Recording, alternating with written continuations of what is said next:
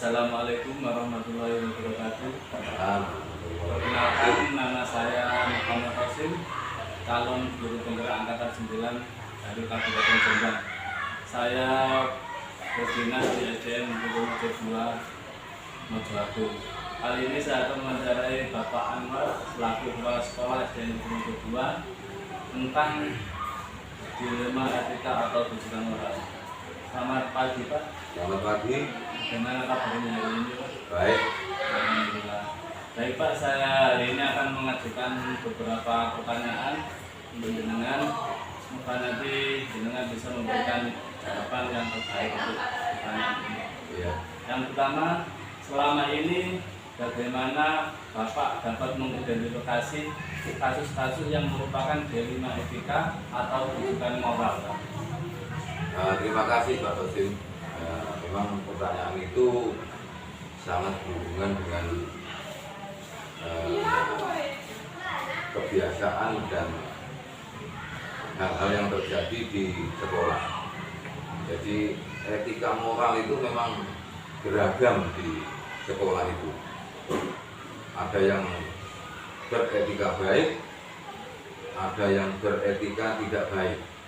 Mengingat anak itu kan jumlahnya tidak sedikit dan karakter anak itu berbeda-beda.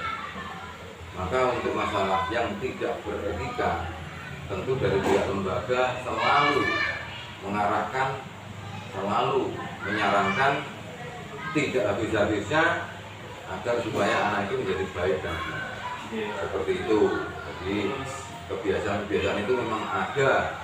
Jadi guru mempunyai satu tugas, yaitu membenarkan etika anak. Jadi selama ini bagaimana dengan menjalankan pengambilan keputusan di sekolah, terutama untuk kasus-kasus di mana ada dua kepentingan, misalkan yang sama-sama benar atau mengandung nilai kebajikan. Begini Pak, jadi yang jelas di lembaga sekolah berulang kali saya sampaikan ada keberagaman.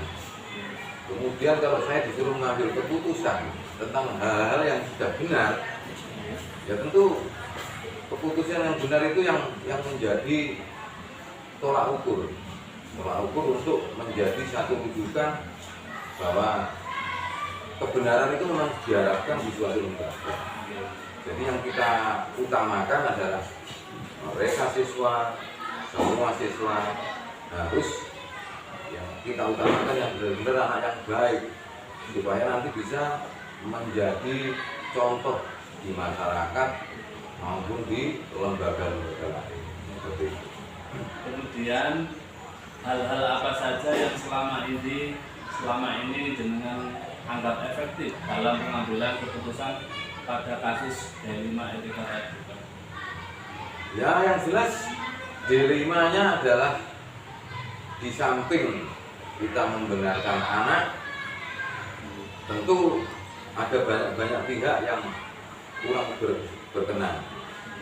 Satu contoh, benar-benar dinyatakan anak itu tidak baik, anak itu salah, tapi begitu dibenarkan oleh guru, oleh kepala sekolah, orang tuanya tidak menyadari. Itu dilema. Artinya dilema itu kita kepingin menegakkan sebuah kebenaran, karena sudah ditengarai anak itu tidak baik, dibenarkan. Kadang pihak-pihak lain seperti orang tua wali itu tidak terima. Itu kendalanya. Tapi pada suatu saat pasti nanti dia juga akan menyadari orang-orang yang tidak terima kalau anaknya dibenarkan. Jadi dilemanya itu terletak di orang tuanya yang anaknya itu dibenarkan. Seperti itu. Oke. Terus kemudian, misalkan apakah jenengan itu memiliki sebuah tata kelola atau jadwal tertentu dalam menyelesaikan kasus dilema etika tadi? Misalkan jenengan langsung menyelesaikan di tempat atau memiliki jadwal untuk menyelesaikannya? Masalah dilema etika itu tentu saya berdasarkan laporan. Yang jelas dari masing-masing wali kelas 1, kelas 2 sampai kelas 6, itu yang paling utama tahu karakter anak. Jadi anak yang nakal-nakal itu wali kelas itu pasti tahu. Kemudian kalau wali kelas tidak mampu untuk membina, membetulkan, karena etikanya yang tidak baik itu tidak bisa mampu dibetulkan, tentu laporannya ke kepala sekolah. Nah, kepala sekolah mempunyai jadwal jelas. Setiap hari Rabu di situ nanti ada tempat untuk mereka-mereka yang betul-betul punya dilema etika. Di situ nanti akan dipanggil, di situ nanti akan diberi konseling, diberi pengarahan oleh kepala sekolah. Jadi sekolah mempunyai jadwal untuk menangani anak-anak yang punya dilema etika seperti itu. Terus pertanyaan selanjutnya Pak, adakah seseorang atau faktor-faktor yang selama ini mempermudah atau membantu jenengan dalam pengambilan keputusan seperti kasus dilema etika tadi? Saya kira untuk masalah kasus-kasus itu yang jelas semua dewan guru mempermudah dan membantu saya untuk menyelesaikan masalah itu. Karena apa? Karena guru sendiri juga sangat mencari, sangat mendeteksi mereka-mereka yang betul-betul punya dilema etika. Jadi guru semuanya membantu saya untuk bersama-sama bagaimana supaya dilema etika yang ada di lembaga ini tidak terjadi. Seperti itu Pak Taufik. Pertanyaan terakhir Pak, misalkan dari semua hal yang telah dengan sampaikan tadi, pembelajaran apa yang dapat dengan petik dari pengalaman dengan mengambil keputusan dilema etika? Terima kasih Pak Taufik. Jadi pengalaman saya dalam mengambil keputusan di masalah dilema etika itu adalah memang di dunia pendidikan ini banyak keragaman karakter siswa. Dengan adanya banyak keragaman karakter siswa, tentu banyak kejadian-kejadian yang ada di sekolah yang saya bina. Dengan adanya kejadian-kejadian yang muncul di sekolah yang saya bina, tentu itu merupakan satu pengalaman dan itu merupakan satu ujian bagaimana caranya untuk menyelesaikan masalah itu. Jadi sebagai seorang kepala sekolah, ya tentu mungkin tidak dihadapkan dengan suatu problema, karena di sini jumlah siswanya pun juga banyak, 254 dengan berbagai macam karakter. Tentu pasti akan muncul beberapa anak yang mengalami dilema etika. Nah, dilema etika itu nanti sebagai kepala sekolah tentu akan menyelesaikan bagaimana supaya nanti semuanya bisa baik-baik dan bisa berhasil sesuai dengan yang diharapkan oleh lembaga pendidikan, khususnya di lembaga pendidikan saya yaitu SDN Dukumodo 2. Seperti itu.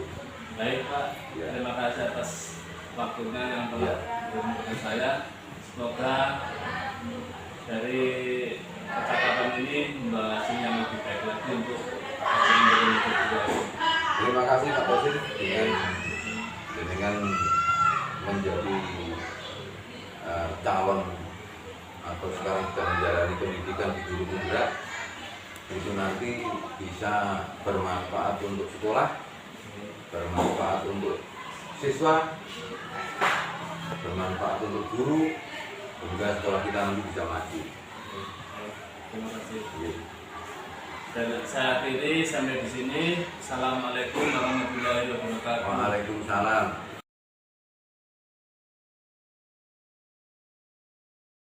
Assalamualaikum warahmatullahi wabarakatuh. Waalaikumsalam warahmatullahi wabarakatuh. Perkenalkan, nama saya Muhammad Tosin, calon guru penggerak angkatan 9 dari SDN Dukumodo 2, Kecamatan Mojoagung, Kabupaten Jombang. Kali ini saya akan wawancara dengan Bapak Agus Widodo selaku Kepala Sekolah SDN Dukumodo 1, Kecamatan Mojoagung, Kabupaten Jombang. Assalamualaikum Pak. Waalaikumsalam. Bagaimana kabarnya hari ini Pak? Alhamdulillah sehat-sehat Ya, saja. alhamdulillah. Hari ini saya akan melakukan wawancara dengan jenengan terkait dengan kasus yang merupakan dilema etika atau busukan moral seperti itu. Untuk pertanyaan pertama, selama ini bagaimana jenengan menjalankan pengambilan keputusan di sekolah Anda, terutama untuk kasus-kasus di mana ada dua kepentingan yang sama benar atau sama-sama mengandung nilai kebajikan.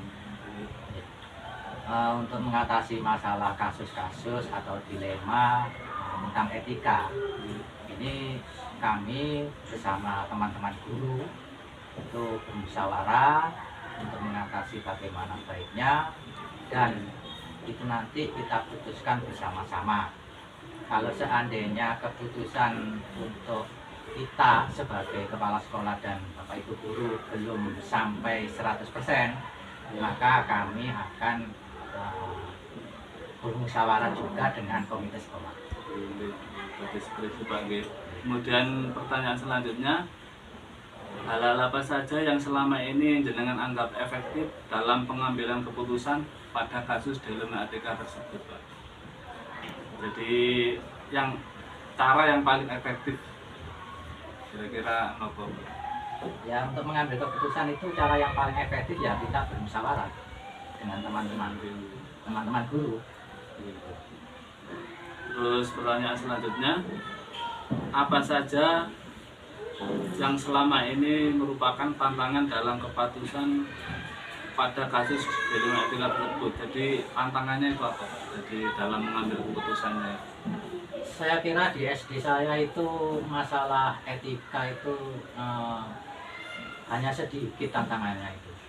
Jadi tidak ada permasalahan yang begitu berat. Sehingga kami untuk memutuskan masalah-masalah seperti itu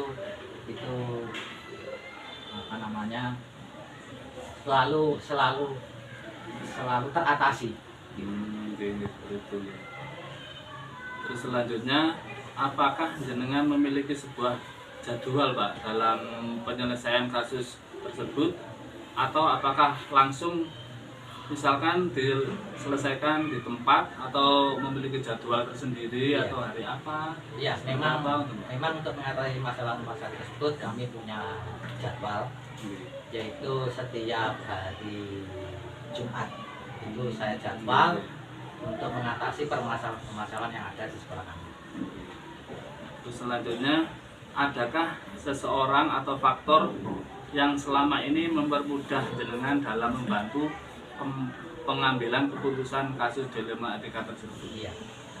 Untuk pengambilan keputusan itu ada beberapa teman guru yang kami sertakan untuk mengatasi masalah-masalah tersebut. Untuk pertanyaan terakhir Pak dari saya, dari semua hal yang telah disampaikan tadi, pembelajaran apa yang dapat jenengan petik dari pengalaman Anda dalam mengambil keputusan dilema etika tadi? Iya. Untuk masalah tersebut, pembelajaran yang kami atasi itu, kita sebagai kepala sekolah mempunyai kewajiban untuk mengatasi semua permasalahan yang ada di sekolah sehingga sekolah kita ini akan kondusif. Seperti itu Pak tadi. Terima kasih Pak atas waktunya untuk wawancara dengan saya. Semoga apa yang kita bicarakan tadi benar-benar atau berjalan dengan lancar. Amin amin ya rabbal Terima alamin. kasih. Semoga jenengan juga berhasil bekerja dengan baik sesuai dengan koridor sebagai seorang guru. Baik, terima kasih. Demikianlah tadi wawancara saya dengan Bapak Agus Widodo selaku Kepala Sekolah SDN Umojo 2. Saya akhiri. Assalamualaikum warahmatullahi wabarakatuh. Waalaikumsalam warahmatullahi wabarakatuh.